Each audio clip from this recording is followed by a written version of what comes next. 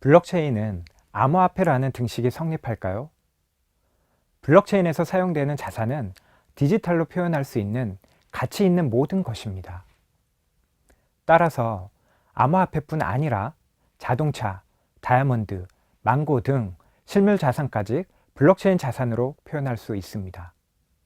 암호화폐는 블록체인 기술로 구현한 하나의 어플리케이션일 뿐입니다. 블록체인 기술을 활용한다면 암호화폐 거래뿐 아니라 돼지고기의 유통과정 추적, 다이아몬드의 유통과정 추적, 병원들 간의 개인의 의료 데이터 공유, 에너지 거래 및 관리 등 다양한 산업의 블록체인 기술을 적용할 수 있습니다. 이러한 차세대 기술이 사회를 어떻게 변화시킬지에 대해 함께 살펴보고자 합니다.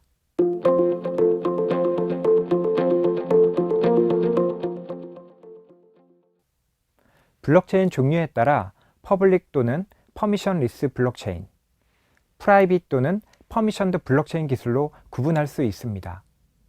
퍼블릭 블록체인은 인센티브 모델인 암호화폐를 기반으로 하는 반면 프라이빗 블록체인은 반드시 암호화폐 기반일 필요가 없습니다. 비즈니스 블록체인 목적에 따라 서로 다른 기술로 구현될 수밖에 없기 때문입니다. 즉, 퍼블릭 블록체인에 사용되는 기술을 프라이빗 블록체인, 기업용 블록체인 네트워크에 적용하기 위해서는 성능, 데이터 프라이버시, 합의 알고리즘 등 여러 가지 문제점들을 해결해야만 적용이 가능합니다. 퍼블릭 블록체인 기술은 암호화폐 기반의 블록체인 기술이 주를 이루고 있지만 퍼미션드 블록체인은 스텔라, 리플 같은 암호화폐 기반뿐 아니라 하이퍼레처 패브릭, R3CV의 코다, JP 모건의 커런과 같은 암호화폐 기반이 아닌 플랫폼들이 존재합니다. 블록체인은 중개자 모델의 네트워크에서 중개자가 없는 분산 환경 네트워크 모델로의 혁신적인 변화입니다.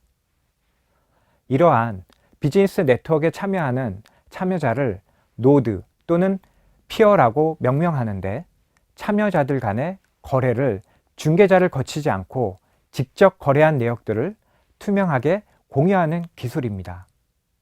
각 노드들은 거래한 기록들을 블록에 체인이 되어 있는 분산 거래 원장 형태로 유지하고 있습니다.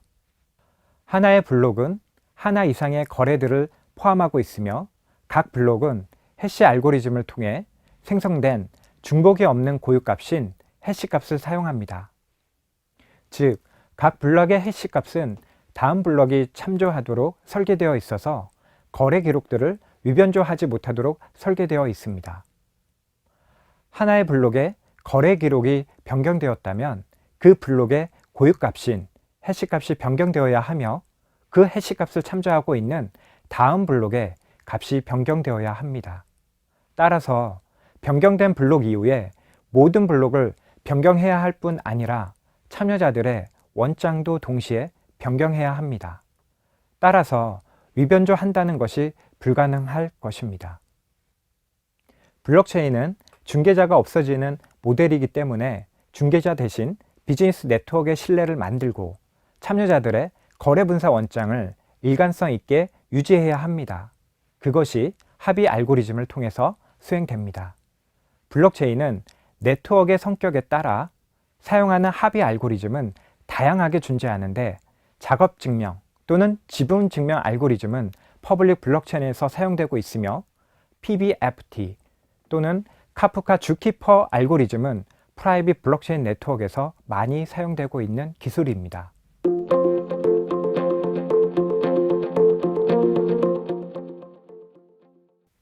상용 비즈니스 서비스를 제공하기 위하여 비즈니스 네트워크상의 비용을 절감하고 업무를 효율적으로 개선할 수 있는 4가지 기술 요소가 반드시 필요합니다. 첫 번째, 분산 공유 원장 서비스입니다. 비즈니스 네트워크 내에 모든 거래가 기록되고 공유가 되어야 하는 기능입니다. 두 번째, 프라이버시 및 보안 서비스입니다. 원장은 공유가 되지만 퍼블릭 블록체인과 달리 참여자의 개인정보 보호를 위하여 암호화 기술 기반의 신원 인증 서비스가 제공되어야 합니다. 세 번째, 스마트 계약 서비스입니다. 여러 참여자들 간의 거래가 성사되기 위한 조건인 비즈니스 규칙 또는 비즈니스 로직들이 계약에 함축되어 거래가 실행될 수 있어야 합니다. 마지막 네 번째 합의 기술입니다. 공인된 제3자, 즉 중개기관 없어도 비즈니스 네트워크 참여자들의 검증된 거래에 대한 동의를 위한 합의 과정을 통하여 신뢰 네트워크를 만들어 나가는 것입니다. 블록체인 기술을 활용하면 크게 네 가지 특징을 얻을 수 있습니다. 첫째, 블록체인 네트워크 참여자들이 거래에 참여한 자산들에 대한 투명하게 추적할 수 있는 자산 추적성 기능입니다.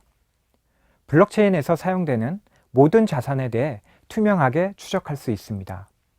둘째, 블록체인 네트워크에 참여자들이 거래한 기록들이 일관성 있게 유지되는 합의 기능입니다. 이 합의 기능을 통하여 블록체인 네트워크는 중개자 없이 신뢰 있게 유지할 수 있도록 도와주며 참여자들 간의 분쟁을 최소화할 수 있습니다. 세 번째, 블록의 체인으로 구성된 원장으로 악성 코드나 일부 악의적인 의도를 가진 참여자들이 원장을 위변조할 수 없는 불변성입니다. 마지막 네 번째는 참여자들이 거래에 대해 동의를 하는 순간 더 이상 거래를 되돌릴 방법이 없는 거래의 최종성 특징입니다. 블록체인은 완결된 거래에 대해서는 변경이 불가능하기 때문에 잘못된 거래가 수용되었을 경우 취소 거래나 정정 거래를 블록체인 네트워크에 새로 요청을 해야만 합니다.